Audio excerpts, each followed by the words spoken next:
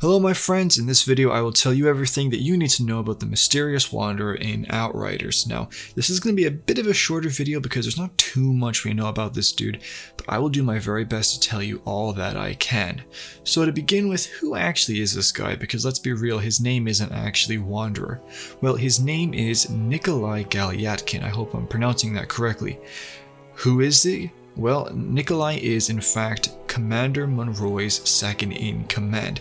Now, in case you've finished the campaign and you just forgot, or you never finished the campaign at all, or you've never even played the game, I have a video dedicated to everything Monroy did and who Monroy is on my channel, so if you want more context, that's there for you if you so desire it.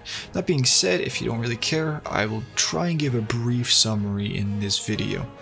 Basically, long story short, the ship that we all came to Enoch on was the Flores, and while the Flores was in its massively long journey between Earth and Enoch, meanwhile back on Earth there was a warlord by the name of Monroy, and he eventually gained control over the entire planet. He took all the resources that he could and managed to rebuild the once thought just irreparable caravel. He upgraded it with a better engine that was faster, and because of that, him and his boys managed to get to Enoch before us, even though they left after us. They encountered the race known as the Pax. I've got a video about them on my channel, and they ended up enslaving and genociding the majority of the race, because they were paranoid of the Pax and the fact that they were able to interact with the anomaly. You see, the Pax would do rituals with these obelisks to contain the storms, but Monroy thought that they were summoning them, so he believed that they needed to be wiped out in order to, save humanity. And Monroy would go and commit terrible atrocities against the Pax, but the people that served under him would, for the most part, be the ones to carry out his orders, and Nikolai would 100% do most of these terrible actions. I guarantee you, if he was ever, tried, he'd be found guilty of many crimes against existence, probably. I can tell you for a fact that the Pax were, just basically roasted alive at some stages. So Nikolai did all this, and at first he was very loyal. You see, the people that followed Monroy had a very great sense of gratefulness and gratitude to Monroy because of the fact that he had taken them with him from the dying world that was Earth, and they really owed their new lives to him, their second chance at life. But after a while, after atrocity after atrocity, the guilt began to weigh heavily on Nikolai, until eventually it got to the stage where he just couldn't handle it anymore, and from a sheer sense of guilt and shame, he wandered out into the desert straight into an anomaly storm. Now, if you've played the game at all, you know anything about the world or the lore, I think I talked about this in my anomaly video.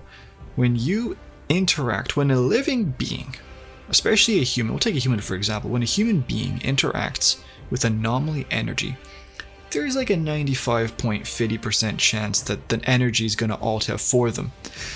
But if that doesn't happen, they're instead changed and altered by it into something different. And so that is how Nikolai, or the Wanderer, became the very first human altered to ever exist. Now, Nikolai was altered, which meant that, of course, he was extremely powerful, but he had no real bliss or happiness at the thought of his power. He remained in exile, didn't help out Monroy or his people when the Pharaohs began laying siege to their homes.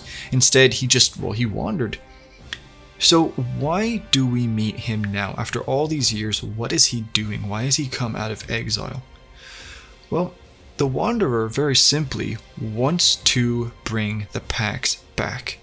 You see, because of what Monroy and his people did to the Pax, they ultimately were the driving force that led to the creation of the Pharaohs, these mindless brutes, which were an absolute just sham when you compare them to the Pax. The Pax were a very wondrous, pacifistic, and very peaceful race that were very gentle and allowed the land around them to grow and thrive.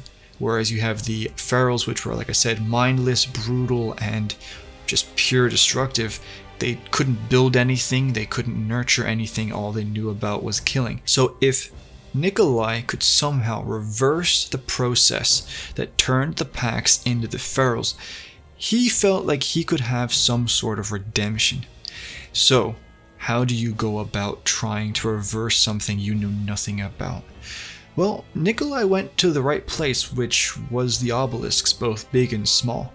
You see, the obelisks contain a lot of anomaly energy because they are the tools which were used to contain the storms in the first place. And at the same time, the way that the Pax become Ferals is by taking a shard filled with anomaly energy and committing seppuku with it, basically.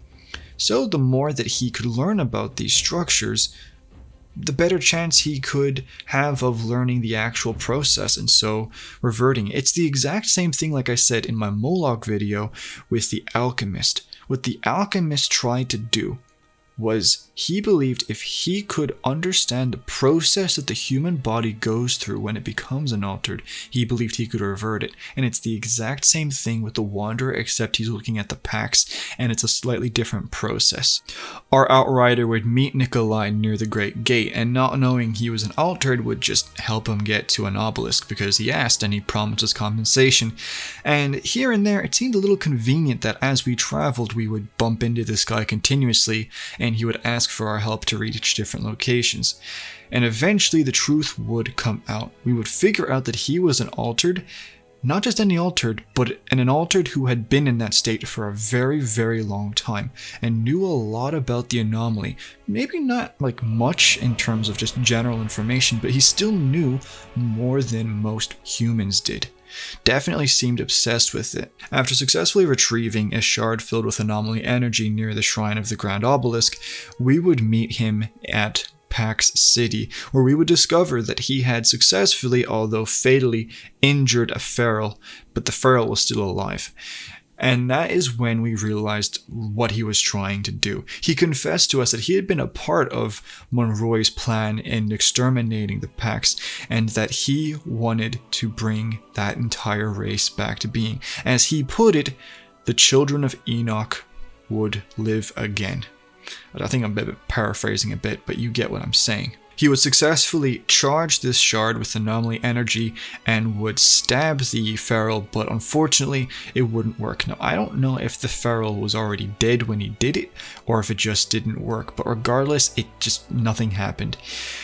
And what this whole story really tells us, it's not necessarily about bringing the Pax back or understanding how it all works. It's all about Nikolai trying to find in himself redemption for what he had done. And by him failing to do that, he had to come to the acceptance that no, he couldn't reverse what he had done, that history was history. And as our Outrider said, you just have to move on with it and live with the consequences. And hopefully that's what he's going to do. He says that we will meet again. He says we will meet again, he fears.